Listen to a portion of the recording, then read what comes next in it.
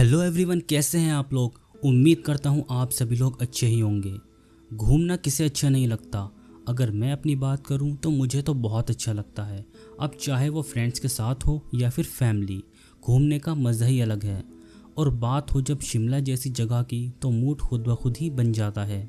लेकिन अगर यही ट्रिप आपकी एक भूतिया ट्रिप बन जाए। आज मैं आपको एक कहानी बताने वाला हूँ कि कैसे एक समर वेकेशन भूतिया वेकेशन में बदल गया।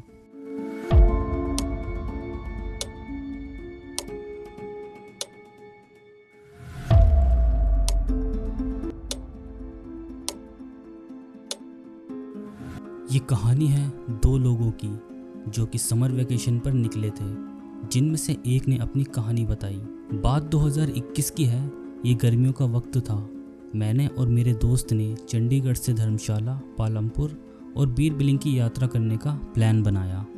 हम निकल पड़े और हमने होटल में रहने के लिए हिमाचल प्रदेश टूरिज़्म HPTDC यानी Himachal Pradesh tourism and development corporation का होटल बुक किया, क्योंकि हमारा इनसे कुछ लगाव था। यहाँ की सर्विस अच्छी है और ख़ाना भी। लेकिन ये बिल्डिंग्स ज़्यादातर ब्रिटिश काल में बनी हैं। जब अंग्रेज़ यहाँ आते थे तो वो यहीं रुका करते थे। हमारा धर्मशाला और बीर बिलिंग का एक्सपीरियंस तो अच्छा रहा, लेकिन पालमपुर इसमें स्पेशल था। हमने होटल टी-बट बुक किया। ये पालमपुर चाय बागानों के बीच एक शांत जगह पर है।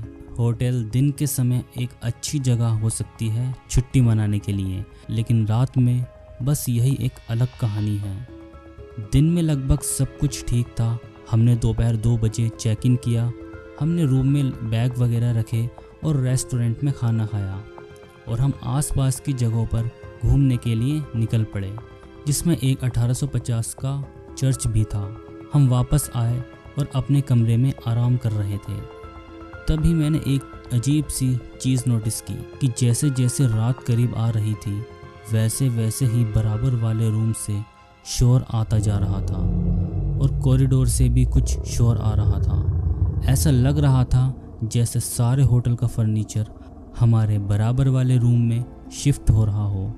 बहुत सारे लोग लगातार बात कर रहे थे फर्नीचर के मूवमेंट के बारे में, और हमें यहाँ डिस्टर्ब हो रहा था। मैंने सोचा क्यों ना दरवाज़ा खोल के देखूं और उनसे कहूं कि हमें परेशानी हो रही है इन आवाज़ों से। मैंने दरवाज़ा खोला और मैं ये देखकर हैरान रह गया कि वहाँ कोई भी नहीं था। एक आदमी भी मौजूद नहीं था। मैंने दरवाजे के दोनों तरफ देखा, लेकिन सिवाय सन्नाटे और अंधेरे के कुछ भी दिखाई नहीं दिया। मैंने ज़्यादा ध्यान नहीं दिया। मुझे लगा शायद कोई गलतफहमी हुई हो। मैं अंदर आया और बालकनी में जाकर नींबू पानी ऑर्डर किया। कुछ ड्रिंक्स पीने के बाद मैंने नीचे जाने का फ़ैसला किया। लेकिन मैं आपको बता दूं, हम ऊपर की मंजिल के कमरा नंबर 301 में थे, जो कि लास्ट में था। हमारे बराबर में सीढ़ियाँ थीं और दूसरी तरफ कमरे थे। हम रेस्टोरेंट में गए और खाना खाया, और उसके बाद थोड़ा टहलने के लिए बगीचे में चले गए।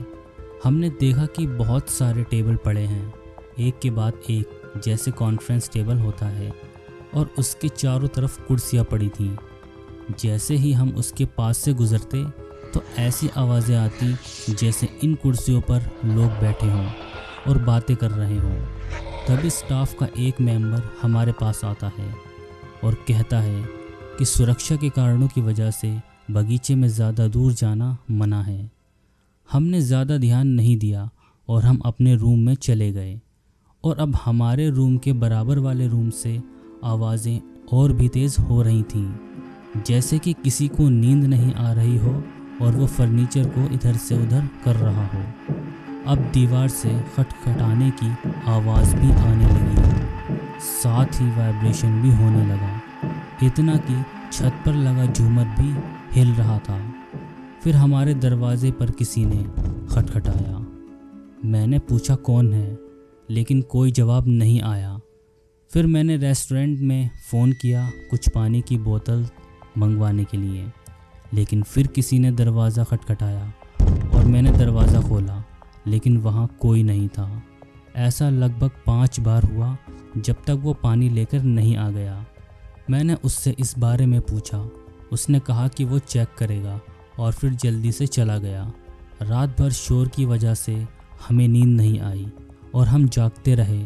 फिर जब सुबह हुई तो वैसा ही हुआ, कॉरिडोर में तेज़ आवाज़ें और दरवाज़ा खोलने पर कोई भी नहीं।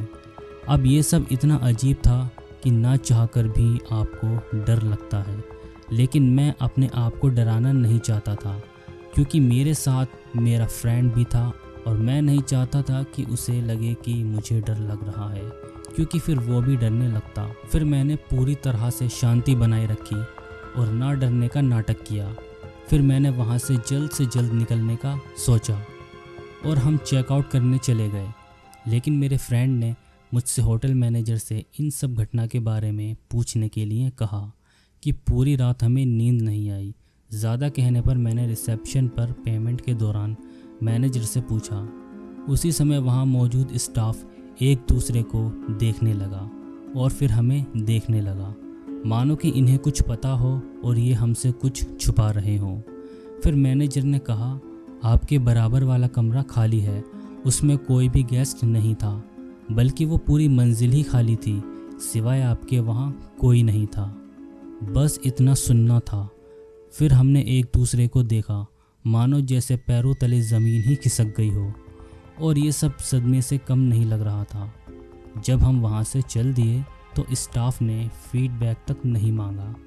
हम वहाँ से निकले और फिर बीर बिलिंग के लिए निकल पड़े और फिर पूरे दिन सोए, क्योंकि वहाँ तो पूरी रात ही जागते हुए निकल गई थी और हम बहुत थक चुके थे। लेकिन ये सफ़र मेरे जीवन का सबसे डरावना और ना भूलने वाला सफ़र था। तो अगर आपके साथ भी कुछ ऐसा हुआ हो तो कमेंट करके ज़रूर बताना और हमारा चैनल सब्सक्राइब करना ना भूलना।